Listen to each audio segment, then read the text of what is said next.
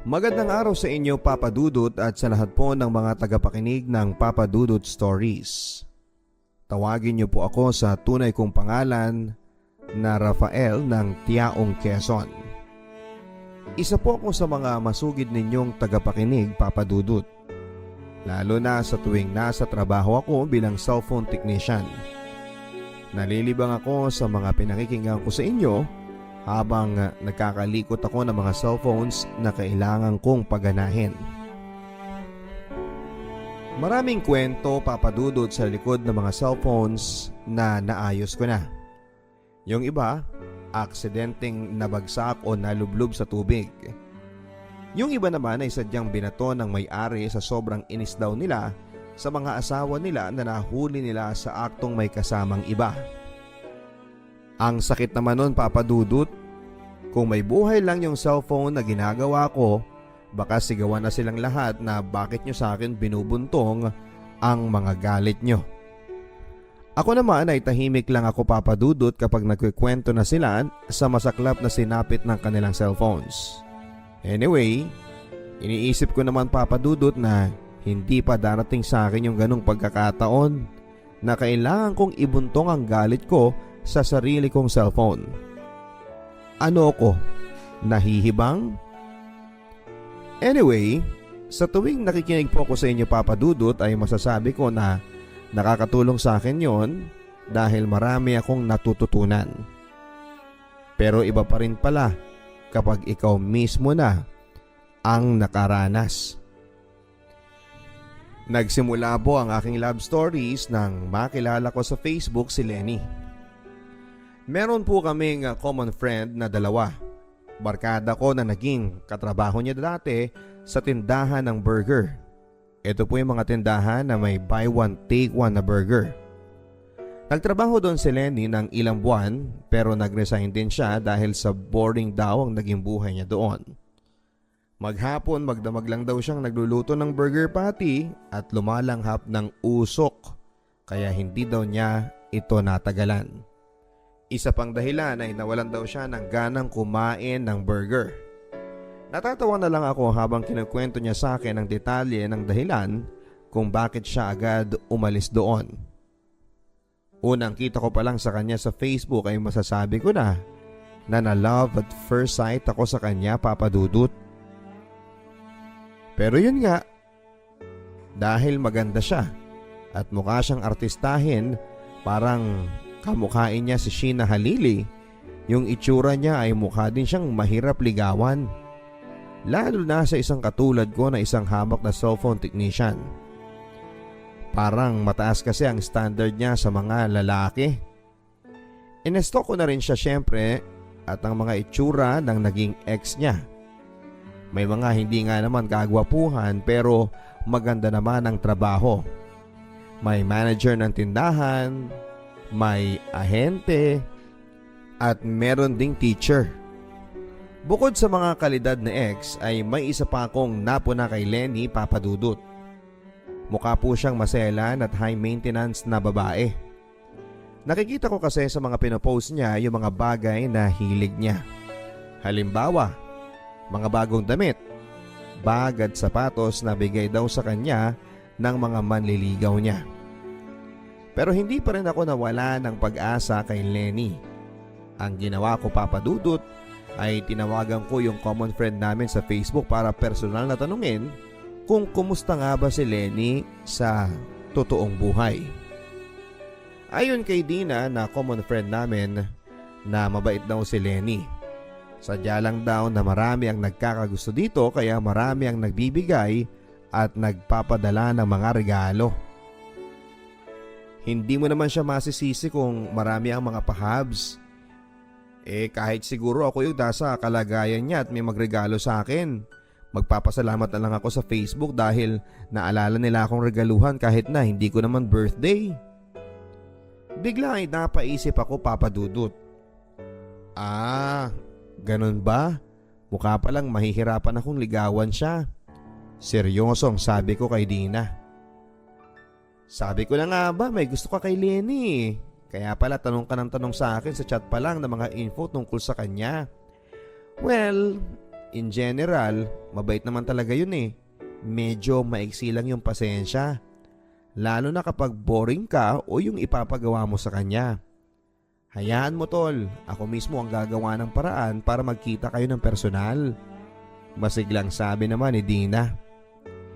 Hindi nga nagtagal Papa Dudut ay nagawa ni Dina na maipakilala sa akin si Lenny.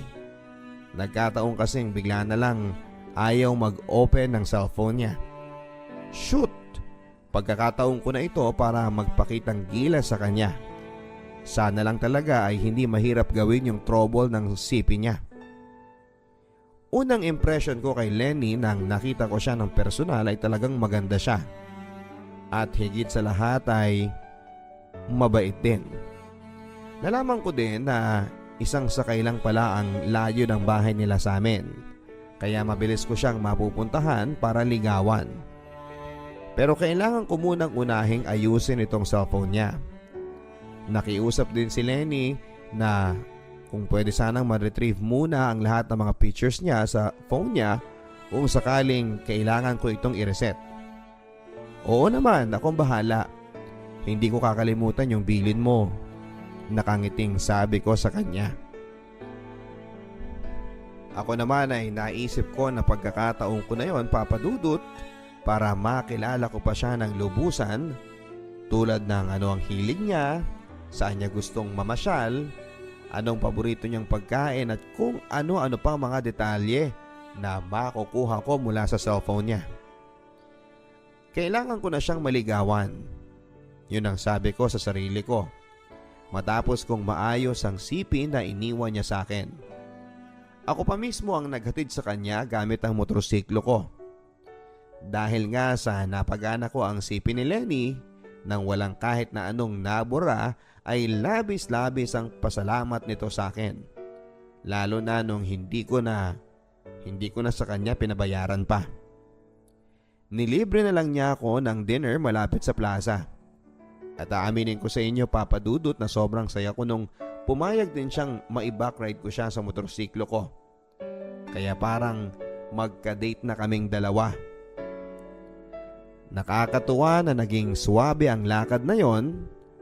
Parang totoong date na nga yun Papa Dudut.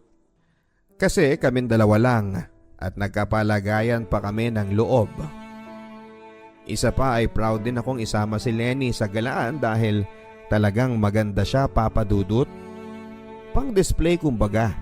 Kaya hindi nakapagtataka kung bakit nga madaming lalaki ang nagreregalo at nanliligaw sa kanya. Hindi naging lihim sa ibang mga kaibigan ko ang ginawa kong paglabas kasama si Lenny. Ang iba ay natuwa pero meron ding nagalit. Naging open ang iba sa akin sa pagsasabi na iba na lang daw ang ligawan ko. Kumalat na kasi ang chismis na player daw si Lenny. At kung sino raw yung galante sa mga manliligaw nito ay doon daw ito sumasama. Hindi ko na lang pinansin yon kasi alam ko naman ang totoo tungkol sa totoong katauhan ni Lenny. Mabait siya at higit sa lahat ay madaling pakisamahan. Ang ginawa ko na lang Papa Dudut kesa maniwala at makinig sa mga sinasabi nila ay mas dumalas na lang ang pagsama ko kay Lenny para mabakuran ko na siya. Isang gabi ay bigla na lang akong tinext ni Lenny na kung pwede raw ba kaming lumabas ng dalawa at nalulungkot daw siya at gusto niyang may makausap sa tahimik na lugar. At ayun na nga Papa Dudut. Saan pa nga ba yung tahimik na lugar na yon? Siyempre bukod sa sementeryo ay sa motel yon. Hindi na ako nagpatumpik-tumpik pa. Agad ako naghubad sa harap niya at siyempre ganun din siya. Halos mamilog ang mga eyeballs ko dahil sa mga nasaksihan ko. Makinis at maputi si Lenny. Maganda rin ang hubog ng kanyang katawan. Aaminin ko na first ko na may babaeng na isama sa isang motel. Sa umpisa ay kinakabahan ako. Pero habang hinahalikan ako ni Lenny sa leeg ko ay nawala na rin ang kaba ko. Yun nga lang ay para akong naistatwa sa sobrang panggigigil na mahawakan ko na ang walang saplot na si Lenny. Hanggang sa maisakatuparan ko na nga ang misyon ko ng gabing yon. Ang sakupin ko ang planeta niya. Nalaman ko na hindi pala ako ang nakauna kay Lenny, Papa Dudut. Pero hindi naman yun naging dahilan para mabawasan ang nararamdaman kong pagmamahal sa kanya. Yun nga lang, akala ko matapos ng gabing yon na may mangyari sa amin ay mas magiging malapit siya sa akin, pero nagkamali ako. Naramdaman ko na lamang na unti-unti siyang umiiwas, Papa Dudut. Para bang nailang na siya sa akin after that. Hanggang sa hindi na lang niya ako nire-replyan sa mga PM at text ko sa kanya. Inaamin ko na feeling ko ay na-heartbroken ako. Nag-alala din ako na baka iniisip niya na mapagsamantala ako. Well, medyo nag-take advantage naman talaga ako sa kanya ng gabing yon. Pero ramdam ko naman na pareho namin gusto yung mga nangyari sa amin. Mula nga noon ay wala nang naging pansinan sa aming dalawa. At kailangan ko ng tulungan ng sarili ko na makapag-move on, kundi ako din ang magiging kawawa sa kantsaw ng mga kaibigan kong pinagbantaan ako noon na hanggat maaari ay layuan ko si Lenny dahil playgirl siya. Mukhang panalo nga sila, pero kung sasabihin ko yun sa kanila. Kaya kailangan ko lang ipagpatuloy ang buhay ko na kunwari ay walang namagitan sa aming dalawa. Laking gulat ko na lamang, Papa Dudut, na makalipas ang 1 buwan ay dinalaw ako ni Lenny sa bahay ko mismo. Seryoso ang mukha ni Lenny. Bumulong lang siya sa akin na kailangan daw naming mag-usap sa labas. Importante raw ang sasabihin niya. Nakakagulat naman yung after 1 month ay saka lang siya nakaalalang makipagkita sa akin. At siya mismo ang dumalaw sa bahay namin. Rafael, paandarin mo yung motorsiklo mo. Dalhin mo ko sa may parke, malapit sa simbahan. Seryosong sabi ni Lenny, bagay na sinunod ko naman. Nagtataka lang ako kung bakit parang walang kaimik-imik si Lenny. Kahit pa noong nakaangkas na siya sa akin. Dati-rati naman ay may pasigaw-sigaw pa ito sa tuwing sumasakay ng motorsiklo ko. Bandang 5:30 na ng hapon nang makarating kami sa may parke sa labas ng simbahan. Pagparada ko ng motorsiklo ay bigla na lang niya akong niyakap ng mahigpit. Itinaas din niya ang kanyang mga palad para takpan ang kanyang mukha. Saka ito sunod na umiyak. May problema ba tayo, Lenny? Bakit ka umiiyak? Sino may atraso sa'yo? Nagtatakang tanong ko sa kanya. Ikaw? Ikaw, Rafael? Ikaw ang problema? Ha? Hindi kita maintindihan. Anong ibig mong sabihin? Halos 1 buwan na nga tayong hindi nagkikita kasi hindi mo naman ako nire-replyan sa mga messages ko. Mahabang paliwanag ko sa kanya.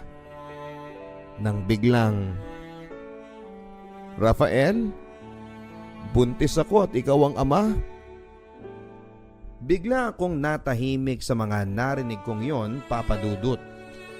May halong kaba, takot, pero nang ibabaw ang saya sa dibdib ko nang narinig ko mula sa kanya na buntis siya at ako ang ama. Sa isang igla, Papa Dudut, ay nagpakatatay ako. Kailangan ko siyang suportahan, si Lenny, sa lahat ng mga gastos mula sa kanyang pagbubuntis hanggang sa kanyang panganganak. Pilit kong ibinigay sa kanya ang lahat ng pangangailangan niya mula sa gatas niya habang nagbubuntis hanggang sa mga gastusin niya sa ospital hanggang sa manganak na siya. Sa ngayon ay hindi ako makapaniwala na tatay na ako.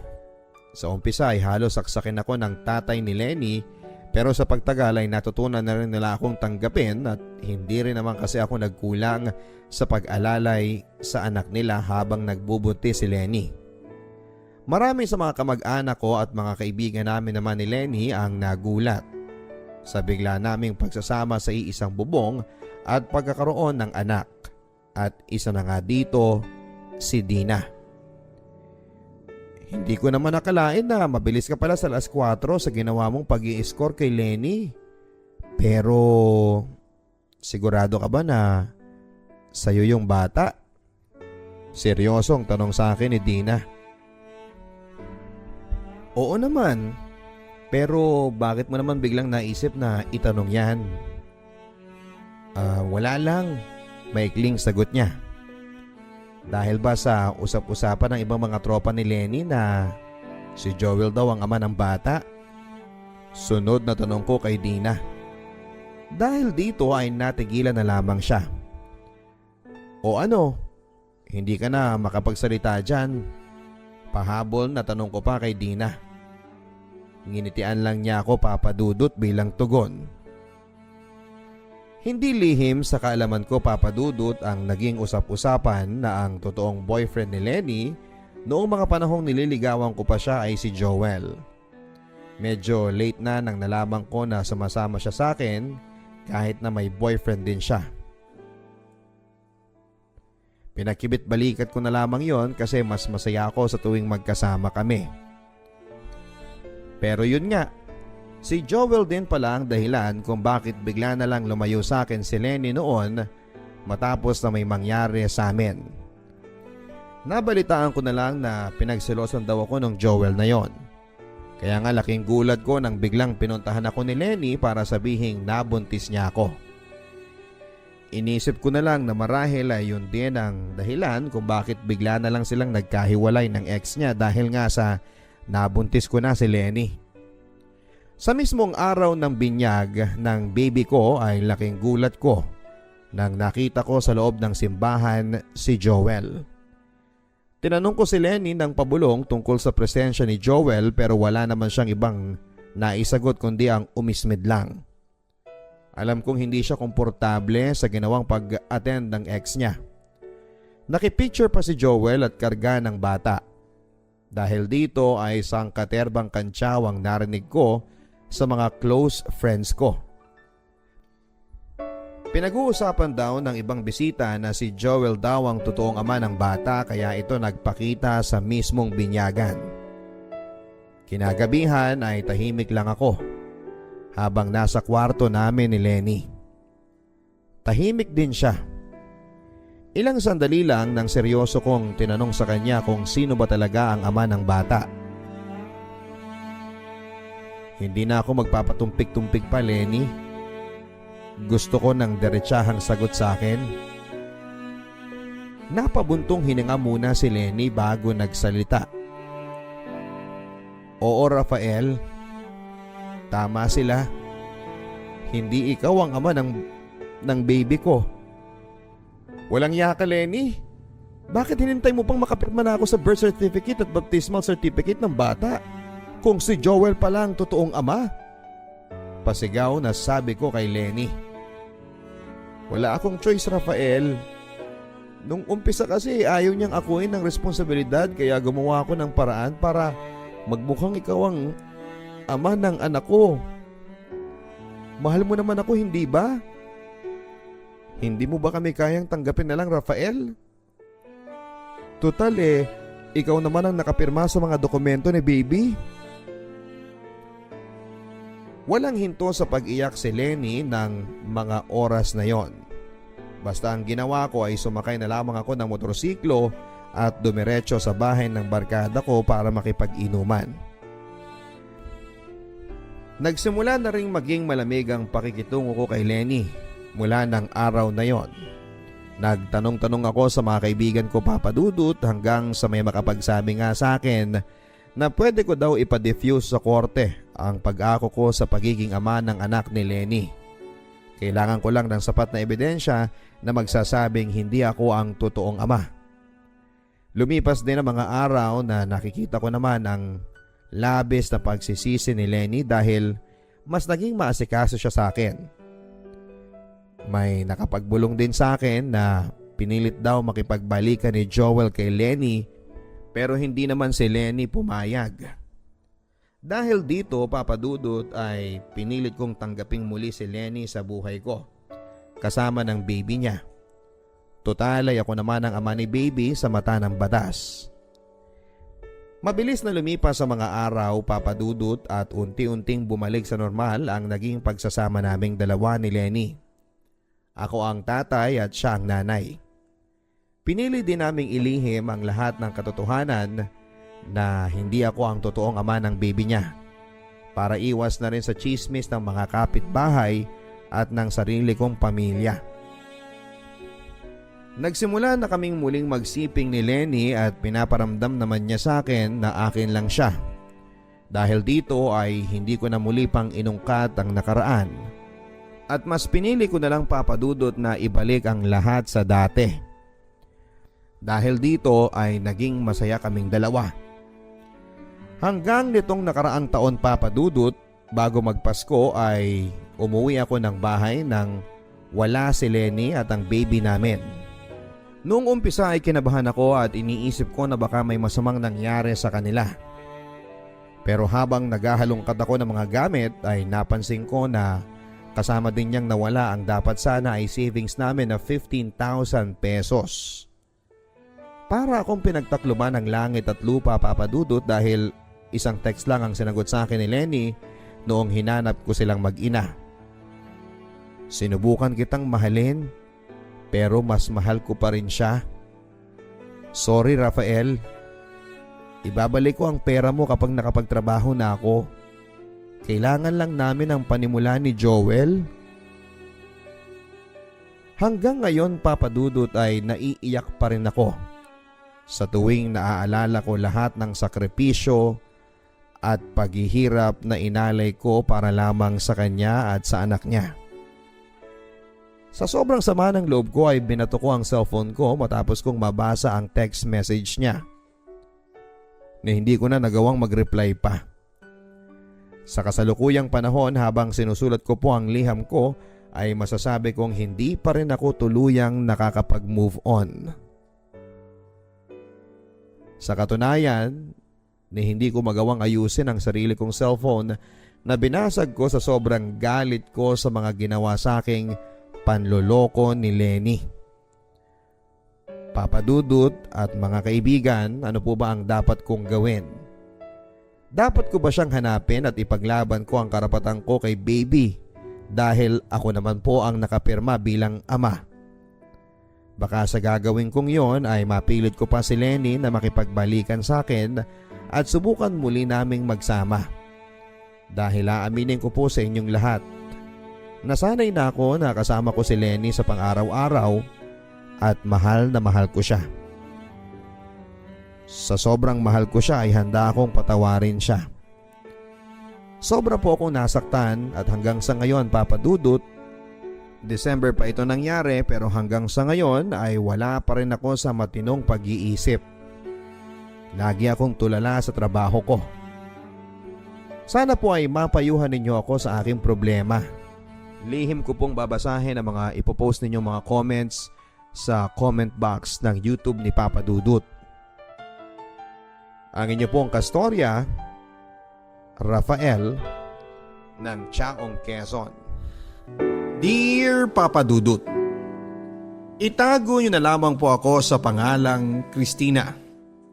Ako po ay 22 years old at tubong Davao. Na ngayon po ay nakatira dito sa Limay, Bataan. Gusto ko pong i-share sa inyo ang kwento ng buhay ko para na rin makahingi ng payo sa mga taga-pakinig ninyo. Listener po ninyo ako simula noong 18 years old pa lamang po ako. Sana po ay may chance na ma-ere po ang aking kwento. Nang sa ganoon ay mapulutan din ang aral sa mga kabataan ngayon na gaya ko. Isa po akong single mommy na may isang anak. Nais ko pong simulan ang aking kwento simula nang nakilala ko ang unang boyfriend ko na sa ngayon ay hiwalay na kami. Oo, Papa Dudut, wala na po kami. Nagkakilala po kami dahil sa kapatid niya na tropa ko. Bakit po kaya na may mga babaeng mahihina ang loob at isa na po ako doon. Unang kilala ko pa lang sa kanya, Papa Dudut, sobrang bait niya. Lagi niya akong dinadalahan ng pagkain kapag umuuwi siya. May mga araw pa nga na kapag umuuwi siya ay sinosurpresa niya ako. Nagugulat na lamang po ako at pinapatawag na ako ng kapatid niya. Hindi po siya nagsasabi sa akin dahil gusto niya akong isurpresa. Halos nasa kanya na ang lahat ng katangian na gugustuhin mo sa isang lalaki, Papa Dudut. Yung ba effort, mapagmahal, mahilig sa surprise hanggang sa umabot po kami ng 2 years sa aming relasyon. Kaya nag-decide na po kami na magsama. Unang pagsasama namin, Papa Dudut, halos masasabi ko na sobrang swerte ko dahil nakatagpo ako ng lalaking kaya akong alagaan at protektahan. Sa loob po ng 2 years na yon, Papa Dudut, na akala ko ay sobrang swerte ko. Hindi pala. Dumating sa point na nawala na siya ng trabaho. Lagi nang mainit ang ulo niya. Lagi na siyang galit sa akin na para bang kasalanan ko kung bakit nawalan siya ng hanap buhay. Hanggang sa napabarkada siya, Papa Dudut. Nagiinom araw-araw, inom ng gabi, inom ng umaga. Uuwi na magpapahanda ng pagkain tapos ay magagalit pa. Araw-araw po yun, Papa Dudut, kapag pinagsasabihan ko siya ay nagagalit siya. Sinisigawan niya ako. Tinis ko po ang lahat ng yon, Papa Dudut, dahil sobrang mahal ko siya. Naisip ko na baka sakaling bumalik pa kami sa dati. Dati na kung ano ang pagkakakilala namin sa isa't isa. Pero nagkamali ako, Papa Dudut. Mas lalo po siyang lumala sa sobrang pagbabarkada niya. Wala nang araw na hindi siya dumarating ng lasing. Minsan na ngang nakakatulog na lang ako o kakaantay sa kanya. Hinihiling ko na sana ay dumating ang araw na bumalik siya sa dati. Pero kahit na anong hiling ko, wala pong nangyayaring himala. Dumating na po sa point na isang araw umuwi siya. Na hindi ko alam, Papa Dudut, at hindi ko ine-expect na gagawin niya sa akin yon. Nagtanong po siya sa akin kung anong pagkain. Syempre wala po akong mahahain dahil nga sa wala kaming pera.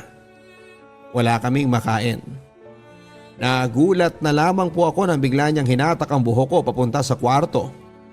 Sinampal niya ako, Papa Dudut, at inuntog pa ang ulo ko sa pader. Sobrang sakit, Papa Dudut, kasi wala po ako mapagsabihan ng mga problemang pinagdaraanan ko. Maging sa mga magulang ko ay hindi po ako nagsasabi dahil po mas iniisip ko siya.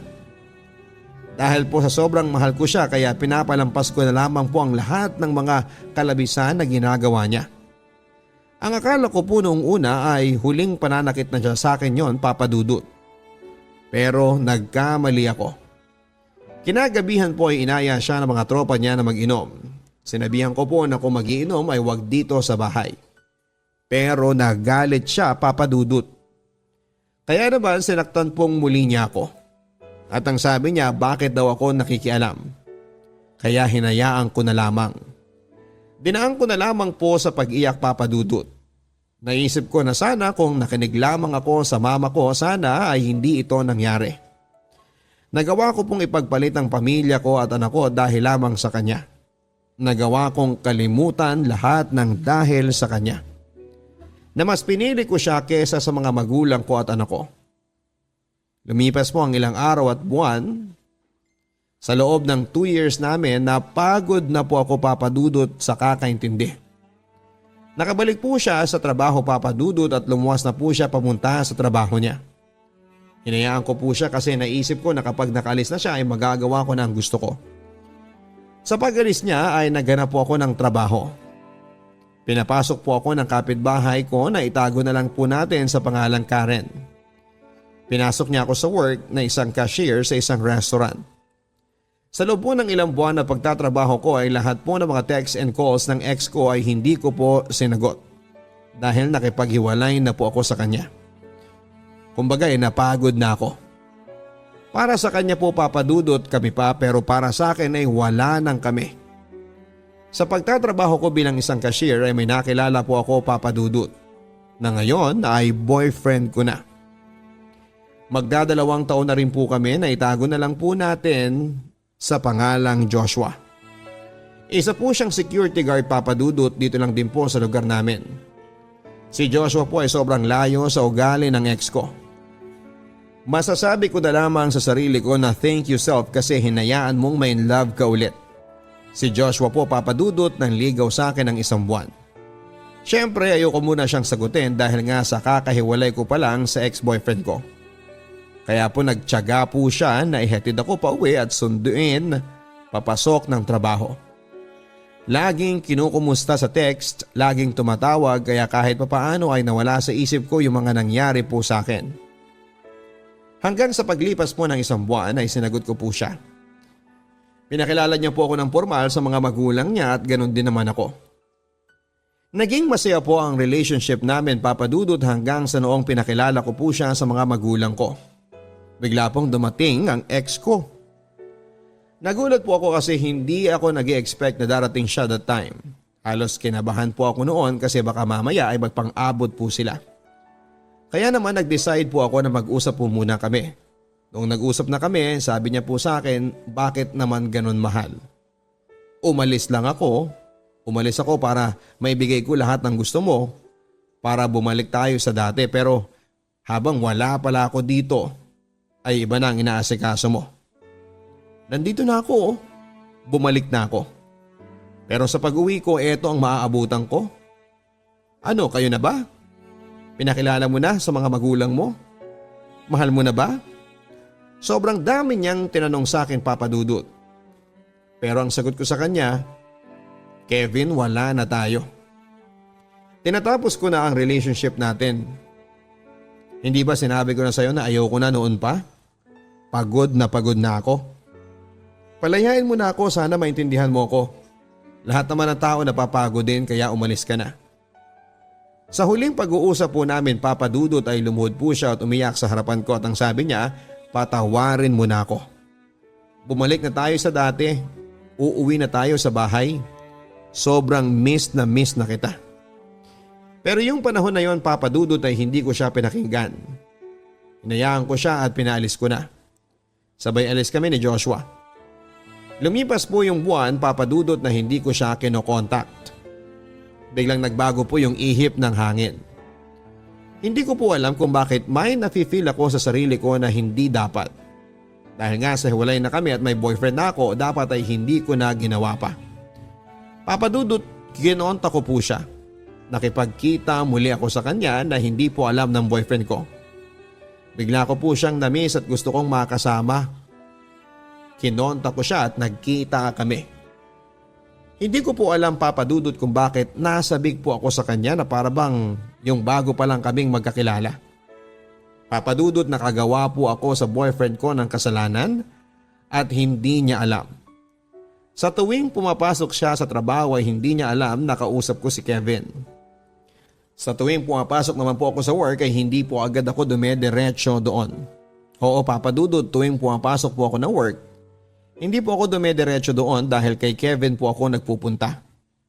Hanggang sa may araw-araw na nagagawa kong lumuwas ng ilang beses para lamang makipagkita sa kanya na hindi alam ng boyfriend ko. Hindi ko po alam kung bakit ganito po ang nararamdaman ko. Sa loob po ng 7 months na ginawa namin ni Kevin yon ang palihim, ang akala ko po ay hindi malalaman ng boyfriend ko. One day po natutulog ako ay kinuha ng boyfriend ko ang cellphone ko. Nabasa po niya lahat ng contacts namin ni Kevin at lahat-lahat po papadudot mula sa pagluwas ko at sa pagkikita namin. Kinausap po ako ng boyfriend ko kung bakit ganito o bakit ganyan. Kung bakit iniiputan ko daw siya sa ulo. Hindi niya daw alam na habang pumapasok siya, katabi ko na sa higaan ng ex ko. Umiyak po ang boyfriend ko papadudot dahil sa mga nalaman niya pero pinalagpas niya po yon. Nagbati na po kami at nangako po ako na hindi na ako makikipagkita at hindi ko na ako kontakin. Pero hindi ko po mapigilan ang sarili ko at hindi po nabubuo ang araw ko kapag hindi ko po nakokontak si Kevin. March 17, 2021, birthday po ni Kevin at pumunta po ako sa kanila. Ang akala ko po ay magiging masaya yon pero hindi pala. Nahuli niya po ulit ako papadudot. Pagsalubong ko po sa kanya imbis na halik ay sampal sa muka ang sumalubong po sa akin. Yun po ang unang kamay na dumapo sa akin mula sa boyfriend ko. Siguro dahil sa galit niya sa akin dahil sa mga nakita niya. Siguro dahil nasaktan ko siya. Hindi ko po alam, Papa Dudut, kung ano naman ang ipapaliwanag ko sa kanya kung bakit magkasama na naman kami ni Kevin. Kahit pa nangako na ako na hindi ko na siya kukontakin pa. Pero sobrang bait po ng boyfriend ko, Papa Dudut. Pinalampas po niya ulit yon at bumalik po kami sa dati na parang wala po akong nagawang mali sa kanya. One day, Papa Dudut, na-realize ko na sa paulit-ulit kong ginagawa sa kanya is mapapagod din siya gaya ng nangyari sa akin noon. Naisip ko po, Papa Dudut, na sobrang mahal ako ng boyfriend ko dahil sa hindi niya pa rin ako iniiwan kahit na niloloko ko na siya. Naisip ko din na baka dumating yung point na mapagod siya at iwanan niya ako at kung kailan ko siya mahal na mahal ay doon niya ako bitawan.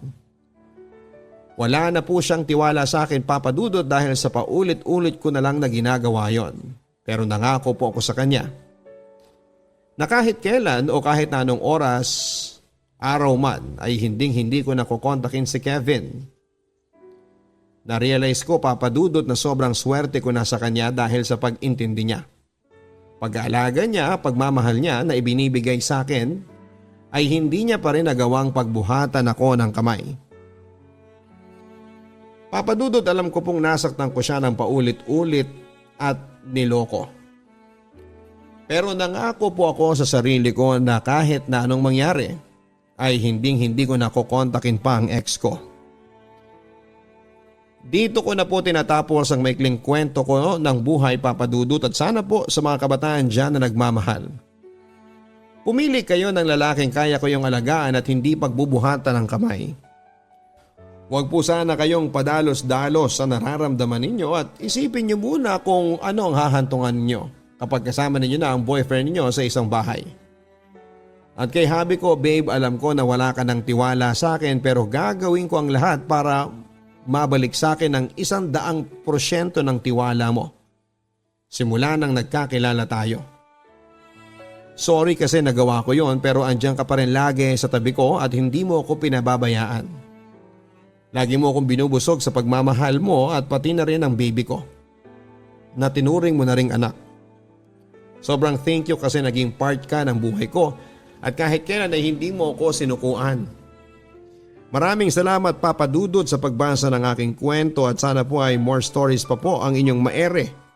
Sana rin po ay maere ang kwento ko and more power and keep safe sa inyong lahat. Nagmamahal, Christina.